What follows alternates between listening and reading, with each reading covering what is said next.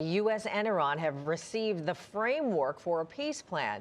አሜሪካና ኢራን የመጨረሻው የጥቃት ቀነ ገደብን ሊያጠናቅቁ ሰዓታት ቀርቷቸው ሳለ ሁለቱም የሰላም እቅድ በእጃቸው መግባቱ እየተነገረ ይገኛል። ዓለም ከዛ ስጋት ወደ ተስፋ ገብታለች እንዲሉም በር ከፍቷል። እስራኤል አሜሪካና ኢራን በየሰዓቱ በሚለዋወጥ የጦርነት አውድ ውስጥ ሆነው ሚሳኤል ሲወራወሩ ዳፋው ለድፍን ዓለም ሆኗል። እዛው ከሆርሙዝ ሰርጥ እስከ ህንድ ውቅያኖስና ቀይ ባህር ድንበር አቋርጦ ከካስፒያን እስከ ጥቁር ባህር እንዲሁም ሜዲትራኒያን ዘልቆ የዓለምን የገበያ ስርዓት እያመሰው ይገኛል። ኤዥያ ፓሲፊክም አልቀረለትም። ለዚህም ነው የሶስት ሀገራት ጦርነት ግን ጫናው ለ193ቱም የመንግስታቱ ድርጅት ጠቅላላ ጉባኤ የኤንጄ አባላት በያሉበት ቀጠና ልክ ሆኗል፣ ገፈት ቀማሽም ሆኗል የሚል መረጃ ይወጣ የሚገኘው። ይባለበት አጋጣሚ ትራምፕ የመጨረሻዎቹን የ10 ቀናት ጊዜ ጥበቃ ላይ ሆነው ሰዓታትን እየጠበቁ ባለበት አጋጣሚ በኢራን ላይ ሲኦል ይወርዳል ባሉበትም ከኢራን በኩል ያለው ምላሽ መካከለኛው ምስራቅ ሙሉ ሲነድ ያድራል መሆኑ ለዓለም በጎ ፖለቲካን የሚሹና ከውድመቱ ጠረጴዛው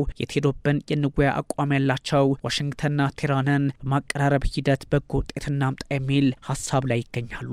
እዚህ ላይ መስራት ደግሞ ለዓለም ፖለቲካዊ ብቻ ሳይሆን ኢኮኖሚያዊ መፍትሄንም ያመጣል እየተባለለት ይገኛል። Peace proposals being called the Islamabad Accords, saying that Pakistan's army chief has been in touch with Vice President J.D. Vance, Iran's foreign minister, and others all night long on the details in this plan.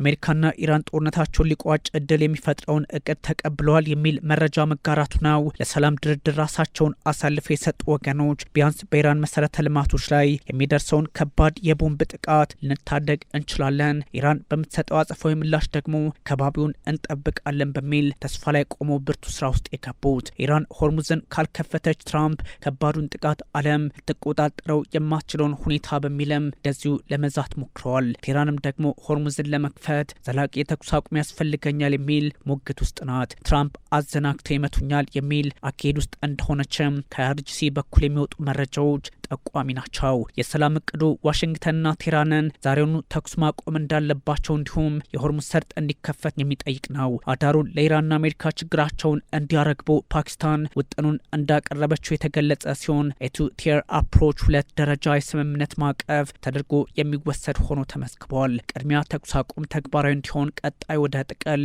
ስምምነት ከፍ ብሎ መፍትሄ ለጦርነት ይሰጣል ህልሙ ነው የቀዱ።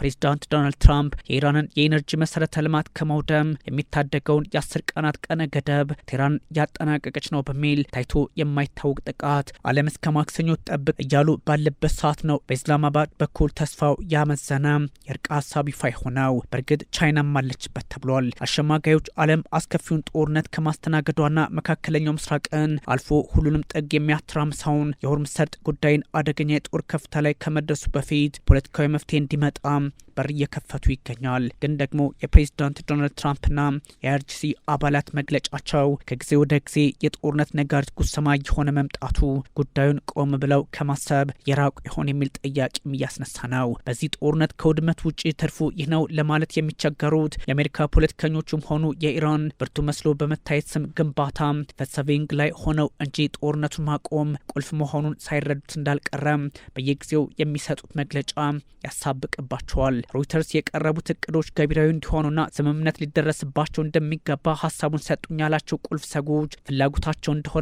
አስገንዝበዋል በሚል ጽፏል። አሁን ባለው የአንድ ወር ከ15 ቀናት ስምምነትን እያማተሩ የሚገኙት ፓኪስታን፣ ግብጽና ቱርክ እንደሆኑ የአሜሪካው በተለይ ምስጢራዊ መረጃዎችን ሰርስሮ በማጋራት የሚታወቀው አክሲዮስ መረጃ አጋርተዋል። የፕሬዚዳንት ዶናልድ ትራምፕ የመካከለኛው ምስራቅ ልዩ መልእክተኛ እንዲሁም ለሰላም ተልዕኮ ልዩ መልእክተኛ ተደርገው የተሾሙት ስቲቭ ዊትኮፍና የኢራኑ የውጭ ጉዳይ ሚኒስትር ሰይድ አባስ አራግቺ መልእክት ተለዋውጠዋል የሚል መረጃም ተጋርተዋል። የጽሁፍ መልእክቱ የዋይት ሀውስን ፖለቲከኞች አቋም የሚያለዝብ ሊሆን እንደሚችልም ተስፋ ተጥሎበታል። የማይካደው ግን ትራምፕ የ10 ቀናቱ የመጨረሻዎቹን 2 ቀናት ዓለም አይታው የማታውቀው የጥቃት ማዕበል አሜሪካ በኢራን ላይ ታወርዳለች ባሉበት ሰዓት ላይፈጸም የሚችል መሆኑን ደግሞ መረጃዎች እንዲጠቁሙ በር ከፍተዋል። አክሲዮስም በዚህ ልክ 48 ሰዓታት ለስምምነት ይበቃል የሚል አረዳድ እንኳን የለኝም የሚሉ ድምጾችን አግኝቻለሁ ማለቱ ጉዳዩን ያወሳስበዋል። ፕሬዚዳንት ትራምፕ ቢሆኑ ከኢራን ጋር ድርድሮች መጠነ ሰፊ በሆነ መንገድ የተደረጉ መሆናቸውን አምነዋል። በእርግጥ ትራምፕ ቀነ ገደቡንም አብረው ጎን ለጎን እያስኬዱት ይገኛል። እንመታለን ነው ጉዳዩ። በበጎ የሚታዩ የፖለቲካ አካሄዶች በበዙበት አጋጣሚ አንድ ስህተት ዓለምን ዋጋ እንዳያስከፍላትም ፖለቲካዊና ወታደራዊ ስጋቱ ጨምሯል። የፓኪስታን ጦር ኃላፊ ፊልድ ማርሻል አሲም ሙኒር ከአሜሪካው ምክትል ፕሬዚዳንት ጄዲ ቫንስ ከልዩ መልእክተኛው ስቲቭ ዊትኮቭና ከኢራኑ የውጭ ጉዳይ ሚኒስትር አባስ አራግቺ ጋር ሙሉ ሌሊት ሲያወሩ አድረዋል። በዚህ ላይ ቴህራን ለጊዜያዊ ተኩስ አቁም ሆርሙዝን አልከፍትም ዘላቂ ካልሆነ ባይናት እቅዱን እያየሁት ነው ያለችው ኢራን እስከ መጨረሻው ሰላም የሚወርደውን እቅድ በበጎ አይዋለሁ ብትልም አሁንም ግን አንዳንድ ጥያቄዎች አሉኝ፣ መፍትሄ ለመስጠት የሚያስችል ሁኔታ ላይ ሲሆን ሀሳቤን በሙሉ እዘረግፈዋለሁ የሚል መረጃ ሰጥታለች። ከአሜሪካ በኩል እስካሁን ያለው ወይ ተስማሙ ወይ ሆርሙዝን ክፈቱ ካልሆነም በዓለም ላይ ቁጥር አንድ ውስብስብ ቴክኖሎጂ የታጠቀችውን አሜሪካን ጦር መሳሪያዋ ምን እንደሆነ ስለማታውቁት እስከማትቋቋሙ ድረስ እንመታችኋለን ሲሆን በቴህራን በኩል ደግሞ ከነካችሁን ሙሉ ቀጠናውን ወደ ትርምስ ለውጠዋለሁ የሆነ ሄዷል። ከኢራን በኩል መከላከል ችሎ መቆምና አጸፋ የአብዮታዊ ዘቡ መርሆች ሆነዋል። ከአሜሪካ በኩል ደግሞ ገና ጉልበታችን መች ታይቶ የሚል የሆነ መምጣቱ ዲፕሎማሲያዊ መንገዶችም መስተካከል እንዳለባቸው ጠቋሚ ያደርገዋል። ዲፕሎማሲም በዚህ ልክ ይቀጥላል ነው ጉዳዩ። ኢራን ለድርድር በሬ ክፍት ነው ግን እምነቱ የለኝም የሚል አረዳድ አላት። ያም ሆኖ ግን ለራስም ለዓለምም ጦርነቱን ማቆም በጎ ነው በሚል የፖለቲካ ተንታኞች ለቴህራን ምክረ ሀሳብ እያቀረቡላት ነው። በሀገራቱ የቀረበው የተኩስ አቁም ስምምነቱ ለ45 ቀናት እንኳን የሚጠይቅ ቢሆንም ትራምፕ እንዳልፈረሙበት ከዋይት ሀውስ በኩል የወጣው መረጃም ያሳያል። ቴህራን የራሷን ምላሽ አዘጋጅታለችም ተብሏል። በተለያዩ የፖለቲካ ነውጥ ውስጥ እያለፈ ያለው የመካከለኛው ምስራቅ መፍትሄ ላይ ትኩረት ያደረገ ስራ ሊከወንበት እንደሚገባም ተነግሯል። ጉዳዮች ወጣ ገባ ላይ እየሆኑ መምጣታቸውን ተከትሎ ተንታኞች ሀሳባቸውን ለማጋራት ተቸግረዋል። 5 ቅድመ ሁኔታዎች ባለ 15 ነጥብ ደግሞ ሌላ ሀሳብ ይዞ መጥተዋል። የቻይናና ፓኪስታን ሀሳብ ሲሆን በዋናነት የኢስላማባድና የቤጂንግ የውጭ ጉዳይ ሚኒስትሮች እንደዚሁም ቻይና ላይ ከመከሩ በኋላ የወጣ ሀሳብ ነው ተብሏል። ስለ እቅዶቹ ቀስ በቀስ የሚወጡ መረጃዎች የበዙ ሲሆን ቻይናና ፓኪስታንም አንድ ላይ መንገድ ጠረጋ ላይ ናቸው። ቴህራን የአሜሪካው 15 ነጥብ እቅድ እጅጉን የማይሆንና አመክንዮ የሌለው ነው በሚል ገልጸዋለች የሚል መረጃም በሌላ በኩል ወጥቷል። የኢራን የውጭ ጉዳይ ሚኒስቴር ቃል አቀባይ ቴህራን ፍላጎቶቿን መርምራ ጨርሳ አስፈላጊ ሲሆን ይፋ እንደምታደርግም ተናግረዋል። ዋሽንግተን ፖስት እንዳስነበበው ደግሞ የኢራን የውጭ ጉዳይ ሚኒስቴር ሀሳቡን ገምግሞ ጨርሷል፣ ይፋ የሚያደርገው ደግሞ አስፈላጊ ሲሆን ነው የሚል መረጃ እንደዚሁ ሰጥቷል። የቴህራን የውጭ ጉዳይ ሚኒስቴር አገራችን በእንደዚሁ እጅ የምሰጥ አይደለም፣ በግፊት የሚሆን ጉዳይ የለም በሚል ሀሳብ ሰጥቷል። በእርግጥ ትራምፕ የመጨረሻዋን ሰዓት እየጠበቁ ነው ማለታቸው ደግሞ ችግሩን ሊያወሳስበው ይችላል። በሌላ በኩል ደግሞ ሁቲዎች በደቡብ እስራኤል በኩል ጥቃት መሰንዘራቸውን አስቀምጠዋል። ከሂዝቦላህና ከኢራን ጋር ተባብረው በኢላት በኩል ጥቃት ማድረሳቸውንም ሁቲዎች አስቀምጠዋል። ከዛም ባሻገር ከአሜሪካ ጋር የሚሰሩ ስምምነቶች ቀጣይነት ካላቸው ድረስ ተባባሪ ነኝ የሚል ሀሳቡን አጋርተዋል። የየመን ሁቲዎች በእስራኤል ኢላት ላይ የፈጸሙት ጥቃት ጉዳዩን ሊያወሳስበው እንደሚችል ደግሞ በሌላ አቅጣጫ ሀሳብ እየተጋራ ይገኛል። ለዚህም ነው የአሜሪካው ፕሬዚዳንት ዶናልድ ትራምፕም ሆኑ የኢራን ፖለቲከኞች መፍትሄ ላይ ቁጭ ብለው መነጋገር ካልቻሉ ጉዳዩ የተወሳሰበ ይቀጥላል። ዓለምም ስጋቷ እየጨመረ ከመፍትሄው ይልቅ ሩቅ የሆኑ አንዳንድ ፖለቲካዊና ወታደራዊ ውጥረቶችን ያስተናገደች ልትቀጥል ትችላለች የሚል ፖለቲካዊ ስጋት እየተጋረጠባት የሚገኘው ኢራን አሜሪካ ያቀረበችውን የተኩስ አቁም ስምምነት ወይም ደግሞ እቅድ ውድቅ ማድረጓ እየተነገረ ይገኛል። የኢራን ብሔራዊ መገናኛ ብዙኃን ኢርና ቴህራን አሜሪካ ጦርነቱን ለማቆም ላቀረበችው ምክረ ሀሳብ ምላሽ መስጠቷን ግልጽ አድርገዋል። እንደዚሁ ከሆነ ደግሞ ኢራን የቀረበላትን የተኩስ አቁም ጥሪ በቀዳሚነት ጦርነቱን ማቆም አስፈላጊ ነው በሚል ውድቅ እያደረገችው እንደሆነ ተነግሯል። በዚህኛው አጋጣሚ ደግሞ ለቀረበው ተኩስ አቁም ስምምነት መፍትሄ የማይመጣ ከሆነ ፕሬዚዳንት ዶናልድ ትራምፕ የመጨረሻ ያሉትን ጥቃት ሊፈጽሙ እንደሚችሉ ተነግሯል። ለዚህኛው አካሄድ መፍትሄዎች መምጣት አለባቸው ተብሎ ይታሰባል። ባለ 10 ነጥብ ምላሽ የተኩስ አቁሙን ውድቅ የሚያደርግና በቋሚነት ጦርነትን ለማቆም ፍላጎት መኖር አለበት የሚል ዘገባው በግልጽ አስቀምጧል። ኢራን ለአሜሪካ በሰጠችው ምላሽ ውስጥ በቀጠናው ያለው ጦርነት እንዲቆም በሆርሙዝ የባህር ሰርጥ ያለው ደህንነቱ የተጠበቀ መንገድን የሚያረጋግጥ አሰራር እንዲኖር ይጠይቃል። መልሶ ግንባታና ማዕቀቦች ማንሳትን እንዲያካትቱ የሚሉ ፍላጎቶችን እንደዘረዘረችም በግልጽ ተቀምጧል። ኢራን የዩናይትድ ስቴትስ ፕሬዚዳንት ዶናልድ ትራምፕ በተደጋጋሚ የጊዜ ገደብ በማራዘም ከቀድሞ ዛቻዎቻቸው ወደ ኋላ ማፈጋቸውን አክሎ ዘግቦታልና ጉዳዩ ደግሞ ሌላ አቅጣጫ ሊኖረው እንደሚችል እየተጠቆመ ይገኛል። የኢራን እርምጃ የባህረ ሰላጤው ሀገራት ወደ አሜሪካ የሚገፉ ነው አለች በሚል ሀሳብ እየተሰጠም ይገኛልና ኢራን ላይ ጥቃቶች ሊሰነዘሩ እንደሚችሉ ጠቋሚ ያደርገዋል ተብሏል። ያም ሆኖ ግን የአሜሪካው ፕሬዚዳንት ዶናልድ ትራምፕ ዛቻ በተደጋጋሚ ይሄኛውን አጋጣሚ በግልጽ ሊጠቁም ይችላል ተብሏል።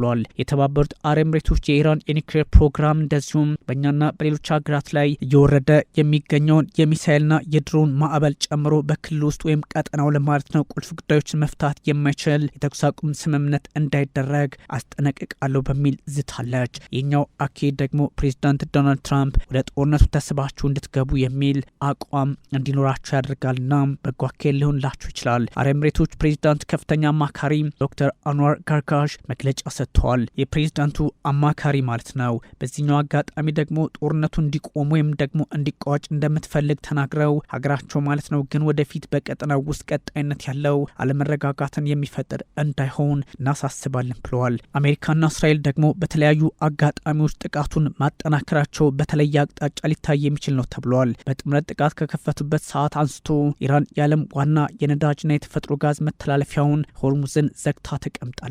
ይህ ደግሞ ፖለቲካዊ መደራደሪያን ብቻ ሳይሆን እንደ ሆስቴጅ ማለትም ፖለቲካን ከወታደራዊ አካሄድ ጋር የያዘችበት ነው እየተባለ ይገኛል። ኢራን በበጎ የምትመለከተው አንዳንድ ጉዳይ ሊኖር ቢችልም በሌላ በኩል ደግሞ አቅጣጫውን የለወጠ ጫና ውስጥ ልትገባ እንደምችል የሚያስቀምጡ መረጃዎች በመውጣት ላይ ይገኛሉ። በየቀኑ በጣት የሚቆጠሩ ነዳጅ ጫኝ መርከቦች በዚህ ስርዓት ውስጥ የሚያልፉ ሲሆን ማለትም በወሽመጡ ከተለመደው ጋር ሲነጻጸር እጅጉን ዝቅተኛ በመሆኑ በእርግጥም አስቸጋሪው ጊዜ እየመጣ ይሆን ወይ የሚል ጥያቄ እንደዚሁ ይነሳል። የአውሮፓ ምክር ቤት ፕሬዚዳንት በሰላማዊ ሰዎች ወይም መሰረተ ልማት ላይ የሚፈጸም ጥቃት ተቀባይነት የሌለውና የዓለምን ሕግ ጫና ውስጥ የሚያስገባ ነው በሚል ሀሳባቸውን እያስቀመጡ ይገኛል። እዚህ ደግሞ ፈተናው የዋዛ እንዳልሆነ ጠቋሚ ነው። የአውሮፓ ምክር ቤት ፕሬዚዳንት ሰላማዊ ዜጎች ኢላማ ማድረግ ህገወጥ ነው በሚል ፕሬዚዳንት ዶናልድ ትራምፕን ለመወንጀል ሞክረዋል። ከዚህ ባሻገርም ደግሞ በኢራን ያለው ውጥረት የሚያስቆመው ዲፕሎማሲያዊ መፍትሄ ብቻ ነው በሚል ሀሳባቸውን ሰጥተዋል። አንቶኒ ኮስታ ናቸው ይህን ያሉት። በኤክስ ገጻቸው ላይ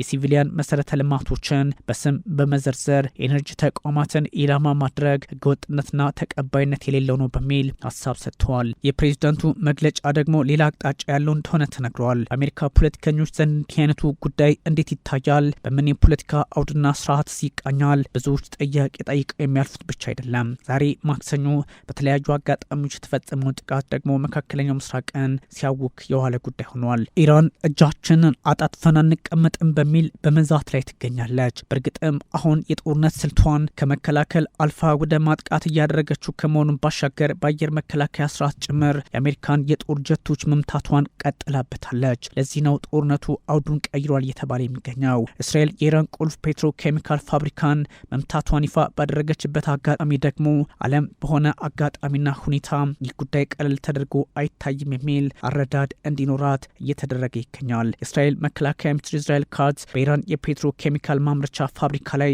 ድብደባ መፈጸሙን መናገራቸው ኢራንን እያስቆጣ ይገኛል። በሙሉ ኃይሉ ኢራን መሰረተ ልማቶች ላይ ጥቃት መፈጸሙን እንዲቀጥል ታዟል በሚል ደግሞ እስራኤል ካትዝ ሀሳብ ሰጥተዋል። ይህ ደግሞ በኢራን በኩል የሚወነጨፉ ሚሳይሎችን መቋቋም ጫናውን ከባድ እያደረገባት የመጣውን እስራኤልን ሌላ ዋጋ ሊያስከፍላት ይችላል የሚል መረጃም የተጋራ ይገኛል። እስራኤል መከላከያ ሚኒስትር እስራኤል ካትዝ ያስቀመጡት ሀሳብ ነው። የእስራኤሉ መከላከያ በኢራን ግዙፍ የሆነውን እንደዚሁም ደግሞ በአሳ ሉያ አካባቢ የሚገኘውን የፔትሮ ኬሚካል ፋብሪካ መተናል ብለዋል። ባለፈው ሳምንትም በፔትሮ ኬሚካል ቦታ ላይ በሌላ አቅጣጫ ማለት ነው ጥቃት መሰንዘሩ የሚታወስ ነው። ለኢራን የፔትሮ ኬሚካል የውጭ ንግድ በጥምረት 85% አስተዋጽኦ የሚያደርጉ ሁለት ፋብሪካዎች ከጥቅም ውጭ ተደርገዋል በሚል ሀሳብ ተሰጥቷል። ይህኛውን አጋጣሚ ደግሞ ሌላ አቅጣጫ የሚያሰጥ ሆኗል። ቀደም ሲል ደግሞ ኢራን በእስራኤል ሃይፋ አካባቢ በፈጸመችው ጥቃት 4 ሰዎች ህይወታቸውን ማጣታቸው ይፋ ሆኗል። የኢራን ሚሳኤል በሃይፋ በሚገኝ የመኖሪያ ቤት ላይ ወድቋል። 4 ሰዎችን ህይወት እንደዚሁ ቀምቷል። የጸጥታ አካላት ቦምቡ ከወደቀ በኋላ ባለመፈንዳቱ የህይወት አድን ሰራተኞች ጥረት አስቸጋሪ አድርጎት እንደነበር ለማስታወስ ሞክሯል። ኢራን በኪዩት የአሜሪካ ወታደሮች ላይ ጥቃት መፈጸሟንም አስታውቃለች። ኢራን በኪዩት ከዚህ ቀደም ያደረሰችባቸውን ጥቃት በመሸሽ ወደ ቡቢያን ደሴት ከተወሰደ በኋላ የኢራን ሚሳኤል ኢላማ መሆኑ የቴህራን ባለስልጣናት በአገሪቱ መገናኛ ብዙሃን ሀሳባቸውን አስቀምጠዋል። ሰኞ የኢራን ካታም አልአንቢያ ዋና መስሪያ ቤት ቃል አቀባይ በቪዲዮ በአገሪቱ መገናኛ ብዙሃን ሀሳብ ሰጥተዋል። በዚህ ደግሞ በደሴቱ ላይ የሚገኘው የሳተላይትና የጦር መሳሪያዎችን መምታታቸውን አስቀምጠዋል። እንዲህ አይነቱ አካሄድ ደግሞ እጅግ አስቸጋሪ ሊሆን እንደሚችል በግልጽ ተቀምጧል። ኢራን መሰረተ ልማቶች ከጠቁ ደግሞ የማያዳግም ከባድ ያጸፋ ምላሽ እንደምትወስድ የውጭ ጉዳይ ሚኒስትሯ ሰይድ አባስ አራግቺ አስቀምጠዋል። የቤታዊ ዘቡ የደህንነት አዛዥ ህይወታቸውን ደግሞ ዛሬ ማጣታቸውን ኢራን ይፋ ማድረጓ በእርግጥም ውጥረቱን ሌላ አይነት አጋጣሚ እንዲፈጠር ያደርገዋል። የኢራን አብዮታዊ ዘብ ኃይል አርጂሲ የደህንነት አዛዥ ማጂድ ሃዳሚ መገደላቸው በሀገሪቱ የዜና መሰራጫ ወጥቷል። ለዚህ ደግሞ ኢራን ራሷን ማረጋገጫ ሰጥታለች። እስራኤል ለኢራን አብዮታዊ ዘብ የደህንነት አዛዥ ግድያ ኃላፊነቱን እንደወሰደችም ተቀምጧል። የእስራኤል መከላከያ በቴሌግራም ላይ ጽሁፉን አጋርተዋል። ሌላ ከባድ ኪሳራ የሚል ሀሳቡን ለመስጠት ሞክረዋል።